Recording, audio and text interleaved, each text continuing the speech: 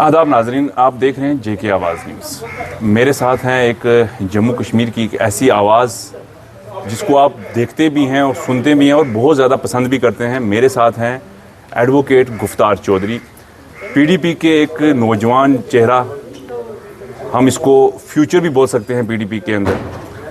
आज हम इनसे बात करेंगे, मौजूदा जो हालात बने हुए हैं जम्मू और कश्मीर के अंदर, उन पे हम आज बात करेंगे। गुफ्तार जी, सबसे पहले आपका खैर मकदम है। शुक्रिया उमर साहब, बहुत शुक्रिया। गुफ्तार जी, पिछले कुछ दिनों से, क्योंकि आप तो लाइव भी करते हो उन चीज़ों को लेकर, जो चीज़ें हम देख रहे हैं या चीज़ें जो हो रही हैं जम्मू के बिलावर के अंदर हो या कश्मीर के कुलगाम के अंदर हो, लोगों का गायब होना, फिर उन लोगों की लाशें मिलना, और कहीं ना कहीं सिक्योरिटी इश्यूज़ भी हम इसको कह सकते हैं कि सिक्योरिटी लैप्स है, या ये भी हम कह सकते हैं कि हुकूमत की सुस्ती है।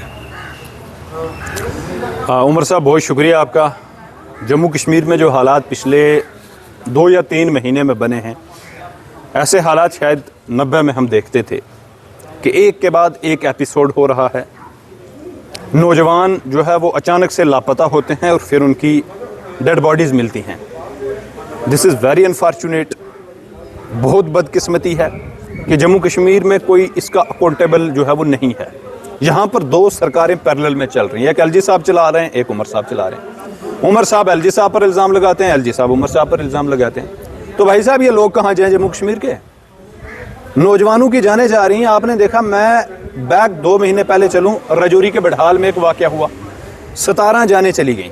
कितनी? 17। बेशक। लेकिन आज तक ये नहीं पता चला कि वो जो 17 जाने गई हैं वो किस वजह से गई। रूल आउट कर दिया गया, बड़ी बड़ी मेडिकल की टीम आई, रूल आउट कर दिया गया कि किसी किस्म की बीमारी नहीं है, किसी किस्म का वायरस नहीं है। दैट मीन्स ये तो कोई क्रिमिनल केस था। अब उस क्रिमिनल केस में क्या हुआ, ये काम था हमारी जम्मू कश्मीर पुलिस का, जो कि एक बड़ी प्रोफेशनल पुलिस मानी जाती है पूरे हिंदुस्तान में। लेकिन मुझे समझ नहीं कि पिछले 2-3 महीने में क्या हो गया। बडहाल का पहले मामला हुआ, उसके बाद कठुआ के बिलावर के बनी में मखनदीन नाम का एक नौजवान, उसने अपनी जान दे दी। वहां पर उसने ये इल्ज़ाम लगाया कि मुझे टॉर्चर किया गया है, उसके घर वालों ने। अब कई हफ्तों गुजरने के बाद अदालत से, high court of Jammu and Kashmir से FIR जो है वो एक लगाई जाती है। वुकला हजरात की लड़ाई, सरकार वहां पर खामोश, एलजी साहब वहां पर खामोश, उमर साहब वहां पर खामोश। उसके बाद बात आ गई कठुआ के 3 जो है उनकी अचानक से बॉडी, उनका भी कोई पता नहीं कि वो क्या नहीं। पुलिस की वहां पर स्टेटमेंट सुनी कि वो कोई लड़ाई थी या खैर वो पुलिस का काम है। उसके बाद मामला आ गया जनाब काजीगुंड का। काजीगुंड के 3 नौजवान जो है वो अचानक से लापता हो जाते हैं। एक शादी में जा रहे थे, लापता हो जाते हैं। 40 दिन हो गए, एक के बाद एक लाश मिल रही है, एक के बाद एक बॉडी मिल रही है। और जब ये लोग, आप जुल्म की इंतहा देखें कि जब ये लोग अपने हक के लिए आवाज़ उठाते हैं तो उस वक्त इनको मारा जाता है, पीटा जाता है, नौजवानों को टॉर्चर किया जाता है, थानों में फेंक दिया जाता है, मोबाइल खींच लिए जाते हैं। जिन पर जुल्म, उन पर ही, जिनके नौजवान बच्चों के घरों में लाशें उठ रही हैं, जनाजे उठाए जा रहे हैं, उनको ही और मारा जा रहा है, पीटा जा रहा है। तो ये सब हालात हैं जम्मू कश्मीर में, जो कि बड़ी बदकिस्मती की बात है कि यहाँ पर कोई अकाउंटेबल नहीं है। अगर इसी तरीके से चलता रहा तो यहाँ पर क्या होगा जम्मू कश्मीर? नहीं, आप नहीं समझते कि पुलिस का कंट्रोल जो है यहाँ की लोकल गवर्नमेंट को मिलना ज़रूरी है? नहीं, वो तो होना ही चाहिए। हमने तो ऑलरेडी कहा कि हमारी जो जम्मू कश्मीर की पोजीशन है वो एज अ पार्टी, हमने कहा कि वो तो 5 अगस्त से पहली वाली पोजीशन होनी चाहिए। वो तो बिल्कुल हमने कहा। लेकिन मैं ये कहना चाहता हूं कि 5 अगस्त के बाद भी आपने देखा होगा कि पुलिस ने काफ़ी अच्छा काम किया है।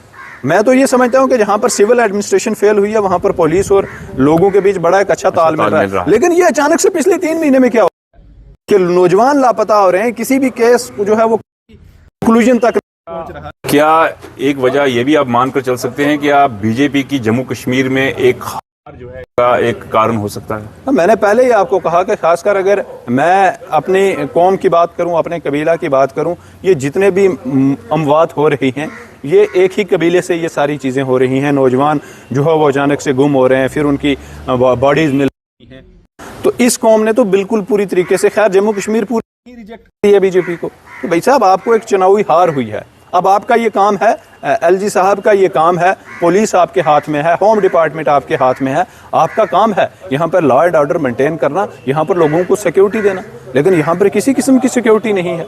यहाँ पर कोई भी किसी को की देता है मार दूंगा कर दूंगा, यहाँ पर सेफ इसके साथ बात से पिछले टाइम देख रहे हैं कि लोगों के अंदर जो है वो पैदा अचानक कहीं से हैं गायब। हम अगर हम देखें तो गैंग जो है जो आज से पहले की पोजीशन वो फिर सामने आ complete clear of administration law का पूरी तरह यहाँ पर। और मैंने कहा कि Jammu Kashmir police is very professional police और ये पूरे देश में मानी जाती है।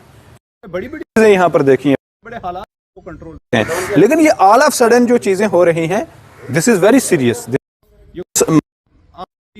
Is very serious matter. इस पर एलजी साहब को पूरी तरीके से जो है वो इसकी अकाउंटेबल होने चाहिए, उनका दफ्तर अकाउंटेबल होने चाहिए। आज इतने वाकयात हुए हैं, एलजी साहब के दफ्तर से किसी किस्म का कोई जो है वो मैसेज नहीं आता।